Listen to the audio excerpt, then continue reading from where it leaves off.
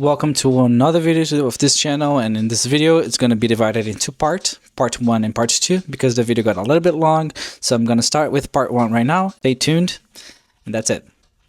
Hope you like the video. Hello.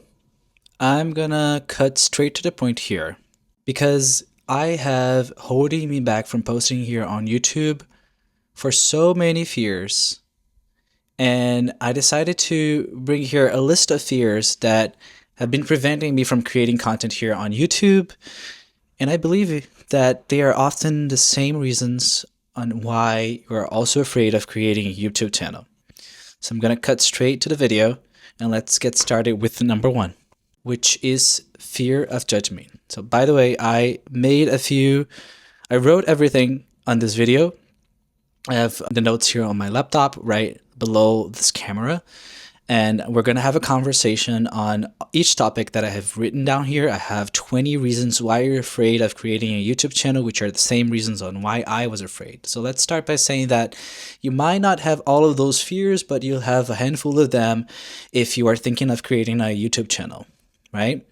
So the first one is I have here fear of judgment, which are normally worrying about what others will think or say of your content. And that's a valid fear. I have this fear all the time, especially now creating this new YouTube channel, having another YouTube channel in which I have a different kind of content for a different niche in a different language for a different audience. The thing is, for good or bad, people will always find a reason to judge. Whether this is a good judgment or bad judgment, I don't know if there's a good judgment. There's a good feedback. But people will find reasons to judge you. And in my experience, what worked is their understanding that I've been taking action. And that's the most important thing. You're only judged if you're seen and if you're doing something, right? You can be doing something really bad, but that doesn't mean you cannot improve, right? Or you can't improve. So the fact is, as long as you're doing something, you're taking action, that's a great thing. You're going to be judged. That's fine. Embrace the feeling. And I wrote here too, that is a matter of mentality because that cannot be something that holds you back, right? So the point being is to take action. Always make sure you're taking some sort of action, whether to get better, whether to continue doing what you're doing, whether to start doing what you have to start doing. This is one of the fears that hold me back for such a long time because I always thought my content wouldn't be good enough. And we have to start at some point, right? We have to do our best. We have to deliver our message in our way.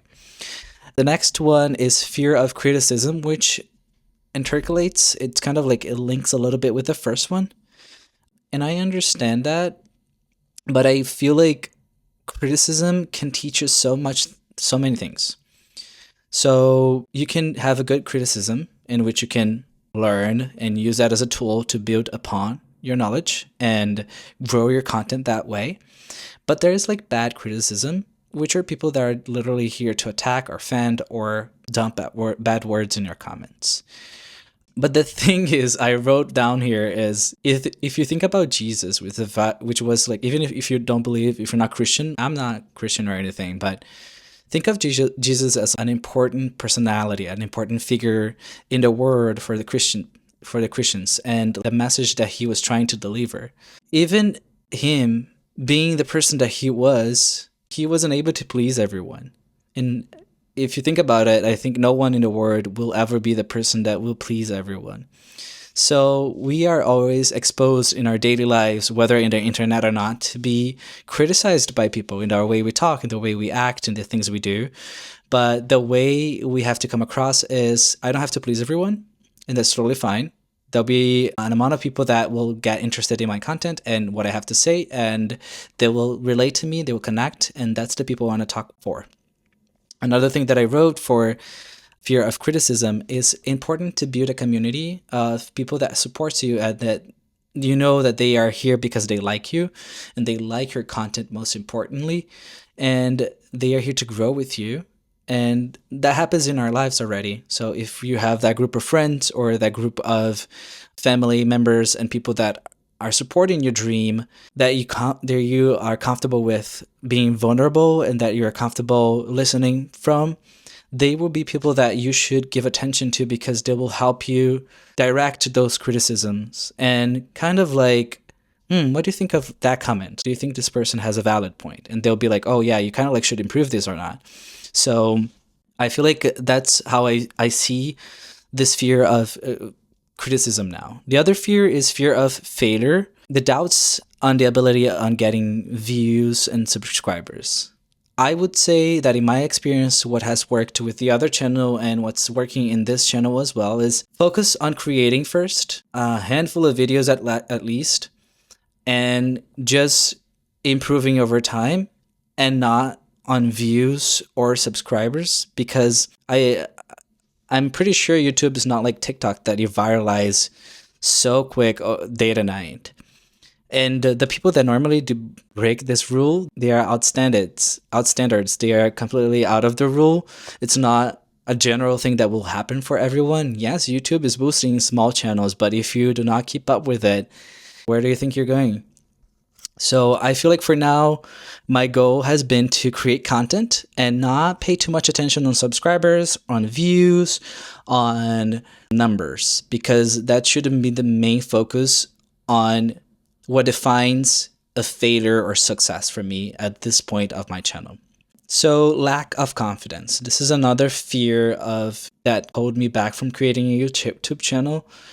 I'm not feeling completely comfortable, or I'm a little bit insecure about myself or in front of the camera. But again, this is an ability that it's one of those things that you can only get better by doing it and through it. So I would say get started even if you're not good. Do it even if you can't do it in the best way, but do it in your best way on what you can do at that time, and then learn from that and improve over time. Because God, English is not my first language. This is like I had to learn this language. This is my second language, and it's now my main language because I live here in New York. I live in the US. I have another channel in a different language for a different audience in a different need, in which I talk about different things in my original language. And learning English years ago, like 10 years ago of learning this language, has taught me on how to consistently improve over time and never stop doing it, because language is also like your tongue is a muscle, so it only gets better, when you train. When you go to the gym, for example, and you exercise, you see your muscles growing. Same thing for the language. When you're learning a new language, eventually the first word you're going to say, the first sentences, they're going to come out completely terrible, which is fine until you keep repeating it. That's why when you go to classes of like English or other languages, you have to be repeating the sentences or the words constantly, because you're kind of training your tongue on how to pronounce that language or how to pronounce that word. Same logic works for this lack of confidence. This is something trainable, like how you behave in front of the camera. Do you guys think I got that like good? I don't even think that's completely good yet. I do have a problem with memorizing things, but I don't think I have a problem like communicating when I have something well thought out, like at least the topic scripted on what I want to talk about.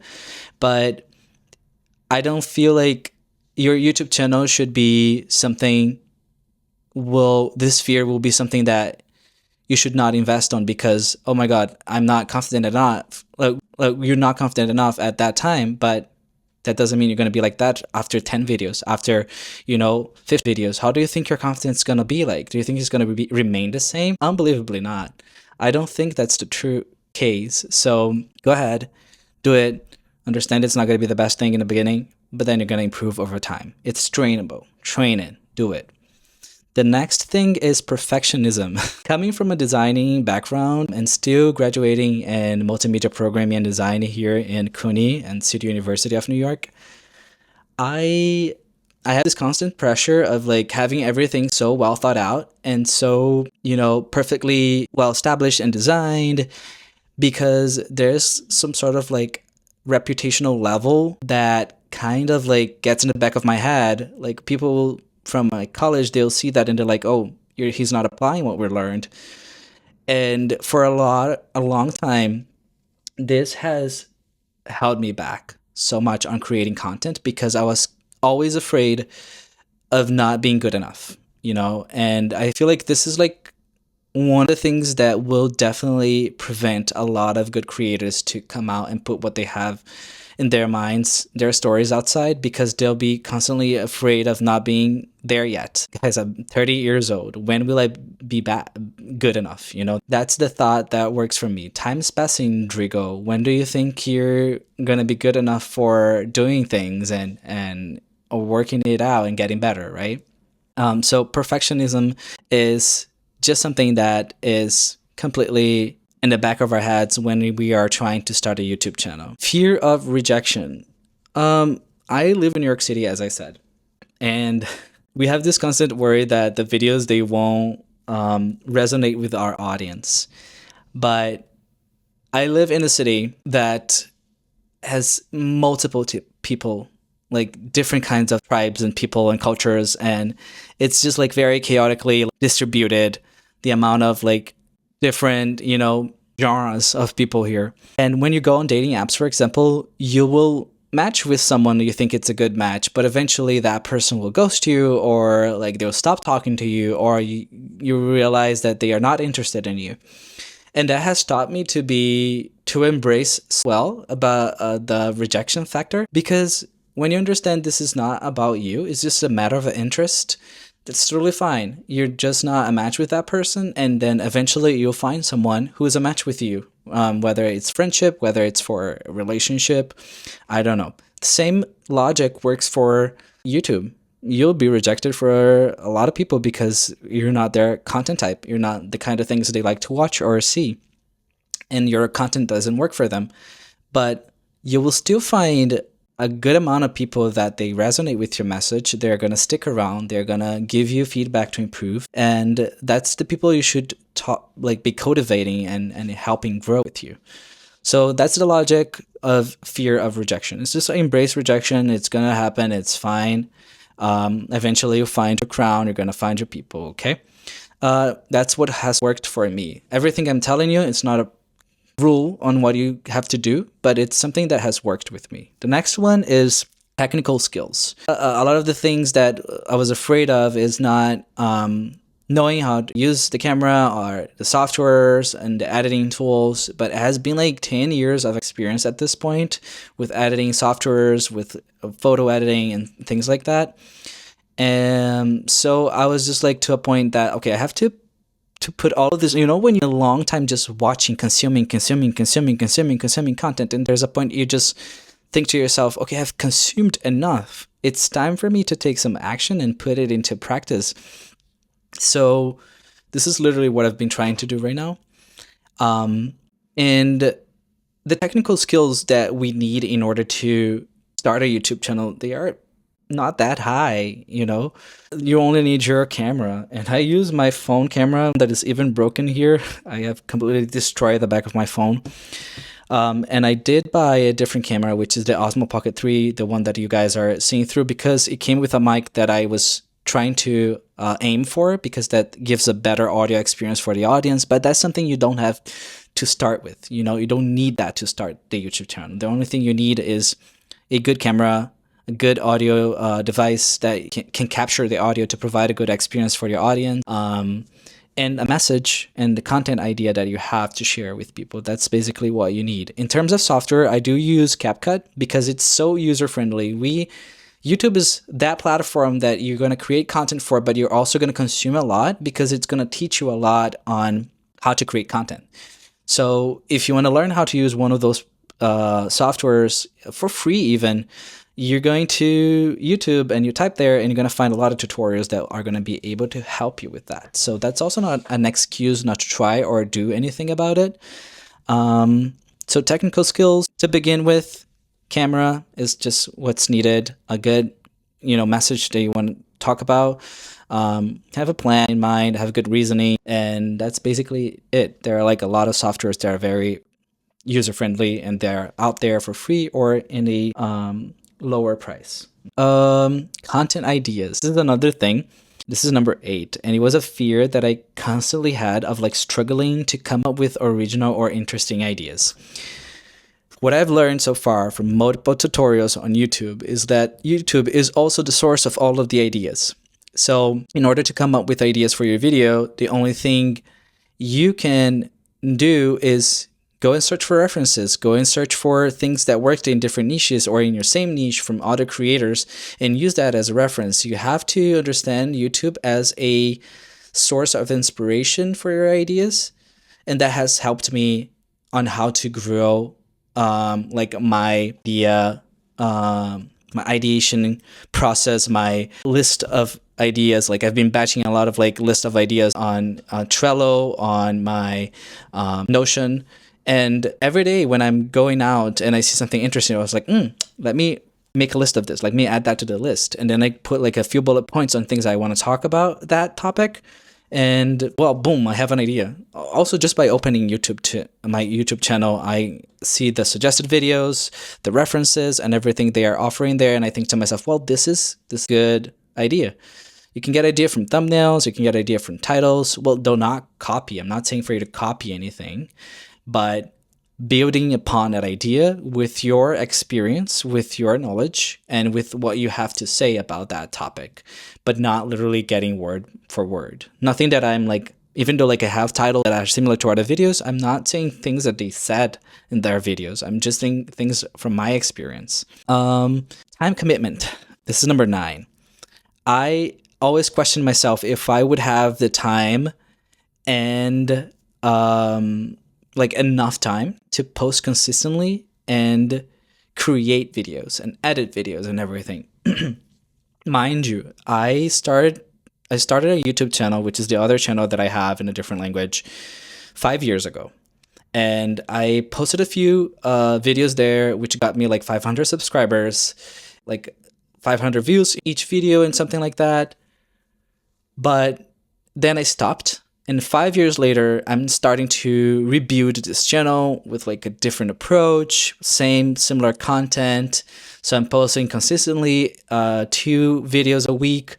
And I'm doing that, mind you, this other channel is highly edited. It's not like this one that is like more conversational, more like I'm trying to talk to you, low pace, like low energy, low editing effort. The other one's high energy effort, like the pace a bit like faster. It's more vlogging style. There's like more editing involved. So it's different. I was doing that while I was working full time because I'm still like a full-time employer. I work here in New York to pay my bills. I go to college full time and I content create.